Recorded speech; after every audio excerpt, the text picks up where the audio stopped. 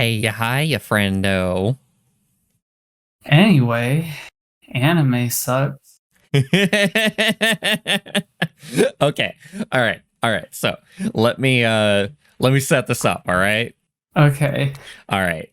So Uh, hello to the audience. I'm just gonna start it. That's a great starting spot. Okay. So me and Neph here. We decided that we were going to do something. We both wanted the other one to watch a magical girl or magical girl adjacent show that was inspired by Madoka. And what we're going to do is we're going to review, we're going to have this podcast and we're going to watch 2 episodes each and we're going to come back and we're going to talk about those 2 episodes with each other. Just kind of talk about our feelings as our shows progress. So I had Neph watch Yuki Yuna because unfortunately, Yuki Yuna is a terrible show inspired by Madoka, but doing everything wrong, in my opinion. Some people like Yuki Yuna. You can have your opinions, that's mine. oh, I am going to get into that. Anyway, Bwarch gets to watch a good show, which is Review Starlight. Review Starlight is not it's sort of a magical girl anime show, but not quite. It's interesting. I'll get into it, but it is definitely magical girl adjacent at least, and it is definitely seeming at least in part inspired by Madoka because it's still It is absolutely inspired by Madoka, 100%. because it's taking some plot elements from Madoka. So all of this having been said, if you're listening to this and you haven't watched Madoka, you probably just want to watch Madoka before you listen to this, because we are going to be referring to that show probably a lot in terms of what it takes from Madoka, what our separate shows take from Madoka, and how they improve upon it or disimprove upon it, as the case may be. Also, watch Figure because it's better. Yes. Neph likes Symphogear better. I like Madoka better in terms of magical girl anime that we have watched so far. I say that because I'm probably not going to be able to stop myself from talking about Figure. I understand. I understand for sure. So do you want to go first with recounting your episode? I can go first because I Get the bad out first. Sounds good. Peel that band-aid off quick like. So, Yuki Yuna, it is a show about 4 characters in middle school who are in a club and fight monsters. And it's almost good. It's very close to being good. It's so close. It's so close. And also, it's incredibly uncomfortably horny. Yes, that is definitely going to be the thing. So with Madoka itself, it is so lightly horny, right? And when we talk about horny, we mean in a pedophile way, because anime is very bullshit. So with Madoka, it's got a couple of things that are a little bit off in some stuff, especially in the opening, I think is the worst bit. But Madoka is generally not horny and very much something that you can just watch and enjoy yourself because of how little anime bullshit there is and how well written and directed it is. Basically, Madoka Magica is something you can show to your parents. Yes, Madoka Magica is something you can show to your parents. Yuki Yuna, ooh, you If you showed Yuki Yuna to your parents, they would report you to the FBI. Yes, they would. In terms of Review Starlight, I will slightly mention there is a bit of censored nudity in a magical girl transformation sequence, and that is it. It is a pretty safe show. Yeah.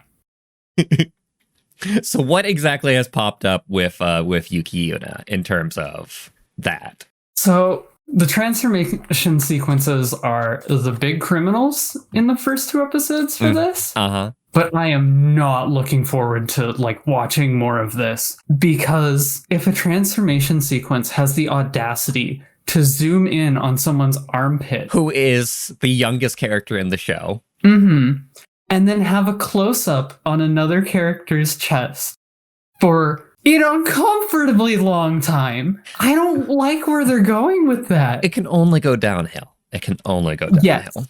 And then, And there's worse. Oh yeah, I forgot the butt shot. That's a thing too. Oh fuck, I hate this. Okay. There's gonna be a good bit of that. Oh no. Do I have to watch this whole show? If you were watching this on your own without this challenge being on the table or this general like agreement, right? If you were watching it on your own, how would you have stopped already? Would you have stopped at episode 1 or 2? I would have stopped the second I saw that armpit shot. The armpit shot was what got you. No, that's not true. That's an exaggeration. I would have stopped after the boob shot. That's when I would have stopped. Fair enough. I would have been uncomfortable with the armpit shot, but I would have immediately dropped it after the boob shot. So let's go into some general like plot details. I think that is something that should be important as well. So set up Yuki Yuna. What is it? What is the general plot? What are the characters that we're seeing here? That's a fun topic because I don't think the show knows either. The general setup is you got these four middle schoolers. They're in a club. The Hero Club. That does something? They try and improve their community through various efforts. By they don't get that across very well. The show opens with them putting on a puppet show for like a classroom that is like a lower level than theirs. Yes, they put on a puppet show, and then I guess they do talk about, how are we going to find some missing cats? So, okay, that's what they do. They help out around town when all of a sudden they're in class and time stops. Which was interesting. That was am I skipping anything? Hold on. No, I'm not. I don't think you could talk about a little bit possibly of the play, because the play is like lampooning like a normal like magical girl story, but it's actually not important. It just isn't. Like, no, I don't think the play is super important. Well, the play is like fists of love. Like they punch the bad guy and then they're friends now. And that's the play. So they're in school and time stops. And so the four characters, Yuki Yuna, Togo, who's in a wheelchair. I remember her name. Mommy, she's the mommy character. As in Mami. From Madoka Magica. I have talked about this with you before, but we both despise that it is pronounced mommy. That's the best. It's all you can do. Yes, there's her and her sister. I do not remember their names yet. Fu, I know that one. Fu is the older sister. Yes, she's a mommy character. Itsuki for the younger one? I think it was, yes. Actually, I did skip something. Oh, yeah? So they're talking, and Fu implies, that she has a secret, right? Mm-hmm. And then the next day they go to school and time stops. So they all run up. They run around the school. They run up to the roof. They find each other, make sure they're safe. And then the school transforms into a big forest, a big magic forest. And Fu explains, hey, I was sent by the secret organization that serves the divine tree. The Taisha. Yes, the Taisha. Which, by the way, all the characters know what that means, and they never explain it to the audience. Right. She explains that she's from the Taisha that serves the divine tree. Don't ask me what that means. The show did not tell me. That part gets explained later. They have what? That part gets explained later, at least. I feel like they should have already established that. They should have. Like, that's really important. But, they have apps on their phone that Fu made them download when they joined the club. And these apps let them transform to fight monsters that are called... I forget what they're called. I just watched the show and I already forgot what they're called. It's okay. With just magical girl monsters. It's totally fine to leave it there. Magical girl monsters. And this whole time at this point I was thinking two things. One, Fu is going to die. She's the one she's blonde, first of all, because, the blonde in Madoka dies. And she is the senior. She is the one that starts like the hero's journey. And she is going to be like the mentor character to a certain degree. Not even that, though. The show basically outright tells you that she is going to die at multiple points. Really? It is not subtle. Like, literally... I'll talk about it when we get to episode 2, but they almost just tell you. So one thing. I know I'm interrupting your plot synopsis, but how are you feeling about the animation style and about the way that the alternate dimension looks? Do you like the animation style of the show overall, and do you like the way that the alternate dimension looks? I think the show on the whole looks decent. I think the 3D looks bad. That's fair. But and anything else about the show I don't think is like bad or anything. I think it looks fine. The show came out in 2014, so CGI was fairly mature at that time, but this was probably a semi-low budget show. I am so upset that this came out after Symphogear. Okay. But yes, so there's a big monster that starts floating towards them. I like the monster designs, by the way. They show us cool monster designs. They generally remind people of like Evangelion angel design, because they are just so like abstract in what they look like, and they are just like floating, almost impossible to like even tell your brain what you're looking at monstrosities. Yes, they're great. I love those. That's a part I really like. They don't animate much. That's the one thing that I very much remember. No, not really. They animate enough. But, so yeah, there's a monster floating towards them. Fu explains if that thing gets to the divine tree, which, still don't know what that is, but if it gets there, if it gets past them and reaches the divine tree, the world will end. So, they gotta stop it here. And they're the chosen ones who have to stop it here. And the forest happens whenever one of these shows up. It's like an alternate dimension that appears whenever one of these dudes shows up so that they can fight them. So she gets a cool sword. I actually really, really love Fu's general magical girl design and her giant sword. It's great. I love her giant sword. So she's like, all right, listen, you guys should run away. I'm going to use my cool sword to beat the shit out of this thing. Run. Her sister says, no, there's an armpit shot. And then Fu and her sister go to fight the big monster. And one thing I find interesting, I like her sister's weapon. I don't know how to describe it. It's like vines. It's very cool. I like that. So they go to fight the monster. Fu calls Yuki Yuna on the phone while she's fighting the monster, which honestly... Let me take this call.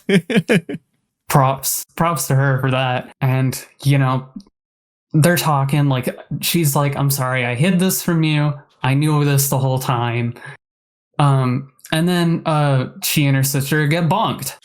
And Yuki Yuna is like, no, don't get bonked. And then she transforms in a really cool sequence and punches the monster directly in the face. It has to be said that, like, at least with Yuki Yuna, part of the thing was that the main character from Madoka Magica, the main thing was seeing her turn into a magical girl. Like, that was the entire plot of the show, was like, Madoka wants to be a magical girl, but there is also problems with getting there, and it may or may not have like horrible consequences, right? Whereas with Yuki Yuna, the very first episode, like, all of the characters eventually turn into magical girls. And so that's actually not true. I might have forgotten the pacing. But it happens very quick. I remember that. Was it Togo? Hogo? I already forgot her name. The girl in the wheelchair. Togo, yes. Togo, yeah, okay. Yeah, she doesn't transform until episode 2, but... Fair enough. So Yuki Yuna punches the thing, and then I think the episode ends.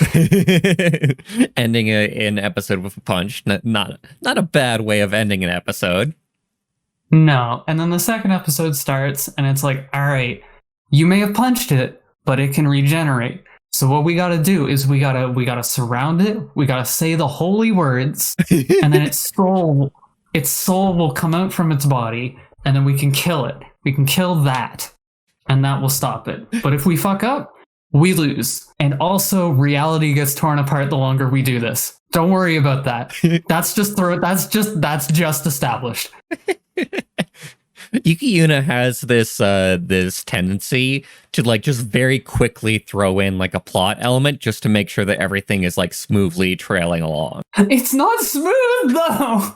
But they try their best. Like I get it. Like they're like, okay, in order for this next thing to make sense, we have to quickly throw this thing in. So they just throw it out there. It's not like very smoothly written, but it is like how they are trying to set it up is that like they'll be like, okay, this thing has to happen, so this thing has to happen, so on and so forth. I think you get the idea. But yeah, so they seal it in place, they bring out its soul, they smack its soul around a bit before it breaks, and then Yuki Yuna punches it so hard it explodes, and then a thing appears on the little flower on her costume. Like one of the petals lights up, which is definitely going to be important. Mm-hmm. Then the thing's dead. The forest goes away. They're on the roof of their school. Time is no longer stopped, and they go back to class. The monster is defeated. The evil is defeated. We can go back to school. We can go back to good Moy times. Mm-hmm. So that happens. How would you rate the Moy level of the show from what you've seen so far on a scale of 1 to 10? 5. I'm surprised it's that low. Yeah, it's not a very Moe show. Honestly.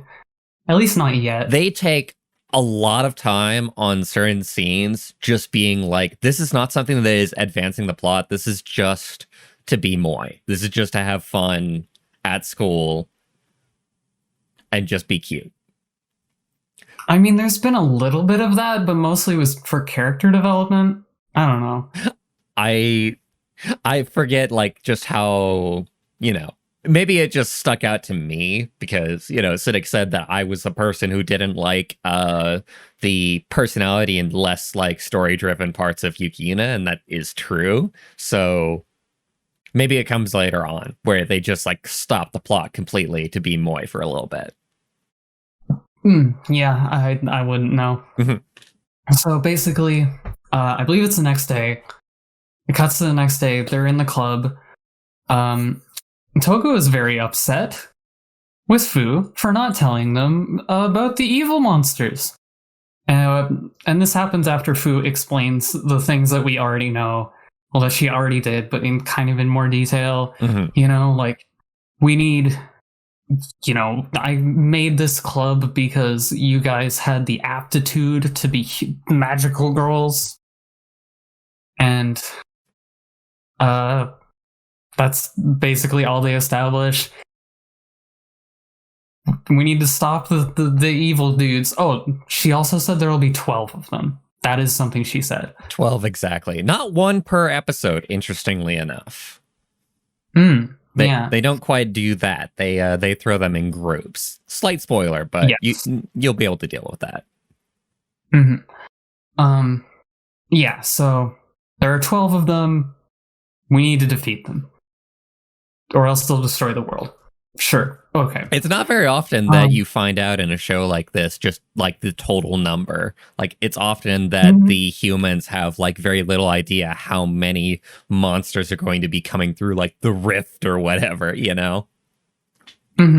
Also, something I find interesting is that Evangelion has 13 angels. Right. So one more. Just a little tidbit. So that I thought was interesting. I have not seen Evangelion in its entirety, so I cannot speak for how much Yuki Yuna was also inspired by Evangelion. To me, Yuki Yuna was majorly inspired by Madoka Magica. Oh, 100%. So back to plot synopsis. Togo's really mad. Yuki Yuna goes to calm her down. We get funny haha bits that aren't very funny. Togo talks about, how she kind of feels inadequate. She's upset that she couldn't help them in the fight last time. And this is something that's very interesting to me, because watching this, I'm like, oh, okay, no, like, what they're getting at here is clearly she feels helpless due to the fact that she's wheelchair bound. Mm-hmm. And so clearly her arc is going to be to learn that no, you know, she can help, she can do things. You know, she is just as much of a capable human being as the rest of the cast. And I hope that I'm right, and that's where the show's going. That would be nice. So, while this is happening, Fu and her sister are in the club room. Fu's trying to figure out how to apologize. And this is a detail that I love. Her sister is giving her a tarot reading. And what does she pull? The Lovers? I only remember the Lovers and the Hanged Man. And this is important. And the show makes sure you know it's important because it zooms in on the Hanged Man the second she puts it down. But also, time freezes when she puts it down because there's more monsters. Uh-huh. So it turns into the forest again. And so 3 monsters come in this time. So the 3, they transform. They do their dance. There's a close up on Yuki Yuna's butt. Unfortunately, they fight the big monsters, and one of them beats the shit out of Yuki Yuna. And Togo, seeing this, is very mad, and she transforms. She gets really pissed off about it, and she hits the button on her phone to transform. And it's actually kind of a cool sequence where the thing like attacks her, and at the last second it's like shielded. And during her transformation sequence, you'll never guess what happens. Oh, I could never possibly guess. There's a close-up of her boobs for an uncomfortably long amount of time. In Yuki Yuna, me and Neph talked about this, and I told her about this before, but I'm going to tell the audience about it. Every one of the characters has a body part that their transformation sequence will linger on for emphasis. Yes. So for one of them, it's their butt. Is her thigh. Fu's is her thigh. Butt. Yuki Yuna is the butt. Armpit. Fu's sister is the armpit, and and Togo's is her boobs. You kind of have to be looking for the emphasis a little bit because it does kind of flash by. It only lasts for like maybe a second or two. But in the context of like framing for these shots and the way these are directed, it is very on purpose. It is very disgusting. Bwarch, Togo's boobs are like directly all like taking up the entire space of the camera for like a full second at least. Good Lord. It's not quick. We shouldn't let old horny men make cartoons anymore. No, we shouldn't. But since you've cursed me with this burden, I have to continue to describe the plot. So she transforms, and this is something you were wrong about, actually, because Bwarch told me that when she transforms, she gets use of her legs. She actually doesn't. Really? Yes. Maybe she does later, but in actuality, she has like little like cape things hanging off her outfit that she uses as limbs to move around. Interesting. So she's actually supported by like very long pieces of fabric on her outfit that function as legs. I believe she has 6 of them. I suppose I had forgotten. Yeah, sure. Yeah. So, thankfully, she does not. The ableism isn't there yet. So I told Neph that this show was incredibly ableist in its messaging and what it does with the characters. You're going to see that more and more as it goes along, but right now it might be at a minimal level. I am not disabled, so I am obviously not an expert on this. But from my, non-disabled perspective, it does not seem very ableist at all so far. Mm-hmm. Like, it seems like it's setting up her arc is to figure out that no, she can help. She is powerful. Mm-hmm. And yeah. So yeah, she gets guns. They seal, with her help, they seal the first two monsters in place. And they introduce a concept here that is going to be very interesting, I feel like. Well, for one, also, I thought the sealing was going to be more important. The sealing? Like, I thought the whole like the sealing project where they have to seal them, or not project, aspect. Where they have to, they have to surround the monster, they have to chant the holy words and get its soul out of its body so they can actually damage it. I thought that was going to be way more relevant than it was, because they just did it. They just did like it's nothing. Barely even thinking about it. No, they completely skipped over them doing that. So they seal the first two and their souls come out. One of their souls is very, very good at dodging. And one of them multiplies itself. Now, Fu, with her big fuck-off sword, takes care of the one that tries running around super quickly. Big fucking sword. One of the petals on her outfit lights up. And her sister uses her vine things to get rid of the multiplying one. A petal on her outfit also lights up. I wonder if that's going to be important later. And finally, they seal the other one, the third one, and Togo shoots it, and it dies. And they don't show her petal lighting up because it's on her boob. Yay! Is that the end of episode 2? Nope. Basically, they establish that if the forest is damaged, the real world gets fucked up from it. And that actually happens earlier. I just forgot to mention it until now. No problem. But yeah, they kill the dude. A big monsty. Togo shoots it. Oh, right, yeah, its soul is super fast, and then Togo shoots it. And then the world goes back to normal, and then the episode ends. I'm pretty sure. Right.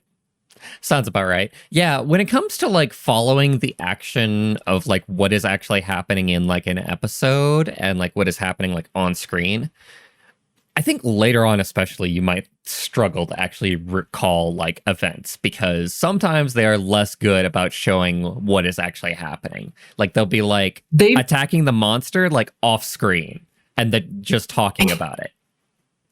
Yeah, I mean, like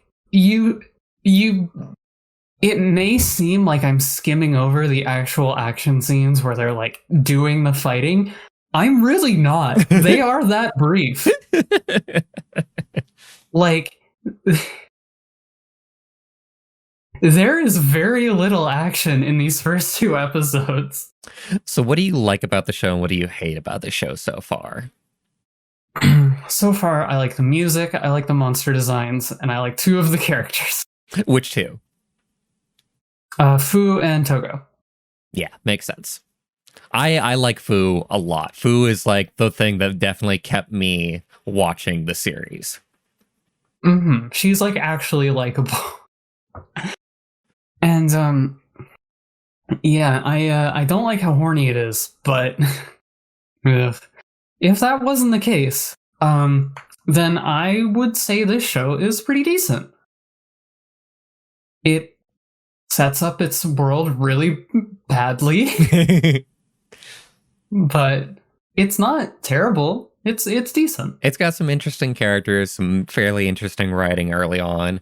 It does tend to derail more near the end. I'm looking forward to seeing the madness as like it just derails further and further and goes into bad concepts the further and further into it that you get. Oh, I'm not looking forward to that. Oh, I am hella looking forward to it. The fun. I know you are, and that's why I'm not. It's definitely like the funny thing about like our agreement here is that Neph gave me something that is just plain good as an anime, and I gave Neph a show that I personally hate but it's like The Room is what I like to compare it to. It's so bad. And it's so interesting in how bad it is that you gotta watch it just to like be able to compare it to other stuff that you've seen. It's a good measuring stick. It is like almost near the bottom of what you can do for a magical girl show. Basically, the whole time I was watching these first 2 episodes, I was trying to stop myself from doing it, but I was thinking, damn, I'd really rather be watching Symphogear. Rewatching it, even. Yes. Rewatching the first season? Yes, because that's the thing that actually surprised me about this show is how similar the first 2 episodes are to Symphogear.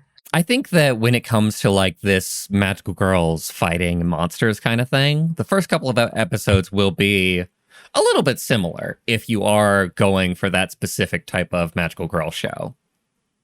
Mm-hmm. No, yeah, for sure. But it just made me think, man, because you have to set up. Does all this so much better. You have to set up the characters. You have to set up the world. You have to set up like the stakes of what is happening. Mm-hmm. And that's going to be about the same. And then you can start to diverge and do your own thing as a show, like after those simple setups are done. I mean, I kind of disagree because Symphogear does have some very good ideas early on that do diverge from a lot of magical girl shows I've seen. But I'm not here to talk about Symphogear. The idea with Yuki Yuna was like, I heard this said by somebody else's podcast, and I agree with this. And it is, there are magical girl shows that are inspired by Madoka, and they're like, all right, let's take like a few elements of that and let's do our own thing. Yuki Yuna is about taking Madoka and doing it the exact same, but also worse. They don't want to be doing their own thing. They don't want to, revolutionize anything. They just wanted to be like, this is Madoka for our studio. I was thinking when I was watching it, like, it's not bad, but I don't really feel like the love put into this that I do in a lot of other series. Yeah, for sure. This feels corporate in a way. It is checking off things that are generally popular around the time. Madoka, Moisho, these specific characters with these specific tropes going on, with this specific animation style. They even made the main character have pink hair when she transforms because they're cowards. Let her keep the red. I forgot that they did that. She would be so much more interesting. As like that'd be so much better as a design if they let her keep the red hair. We do have some of the same color designs going on. You've got the pink-haired protagonist. You've got the she's got black hair in Madoka, but I always associate Homura with like purple and blue, and Togo is blue. So that is your contrast for like your like sort of rival characters in this show. And then you've got 2 characters actually that are blondes. And Fu is yellow, same as character whose name I don't want to say. Mommy. Yes. And her sister is green. Oh, green hair. I forgot it. Wait, really? No, she has blonde hair, but her color scheme is green. Oh, yeah, that I remember. And then later on, a small spoiler, don't worry about it, but they do introduce a redhead who is basically going to be a stand-in for Kyoko. I did know that there was a 5th character just because of the thumbnail on the streaming service I'm watching this on. Like so I did know that. The only real thing of interest that they do with Yuki Yuna is, in fact, the sisters, in my opinion. Because the sisters, you can look at the older one and say, oh, she's mommy. But the younger one, there's not really an analog for her. She is a unique character, but she is also the worst written character in the show. For that reason. Yeah, I find her kind of boring. She's boring. She's not got a lot going on. They're going to introduce some stuff with her later on. It is a thing. It's a thing. It's okay. The writing that they did for the younger sister, that is. Yeah. Yeah, no, it's... I think that... Is there anything else that you wanted to say about what you've seen so far? I'm going to start wrapping this up, I think. No, I don't really have anything else I want to say. Just the one thing I don't want to know how this gets worse. So I'll mention like some release date stuff just for the fun of it. Yuki Yuna came out in 2014. Madoka Magica came out in 2011, which I'm actually kind of surprised by. I thought it was like a little bit earlier, but 2011. And Kill la Kill came out in 2013. Oh my god. I'm just looking forward to you seeing more of this. So as for, I think that what I'm going to do is I'm going to make this one episode, and then the next episode is going to be me recounting my anime show. You sure? Yes. Because right. This is already going to, well, we could do it all, I don't know. It depends on the way that I edit it. But just in case I edit it in such a way, we'll see you all next time. I hope you enjoyed the podcast. Definitely let me know if you like how this is, if you want any improvements. We're going to be, flying by the seat of our pants here. We're going to be just winging it and seeing what we can do and what we can make entertaining for this interesting type of podcast format that we're just deciding to do. Hell yeah.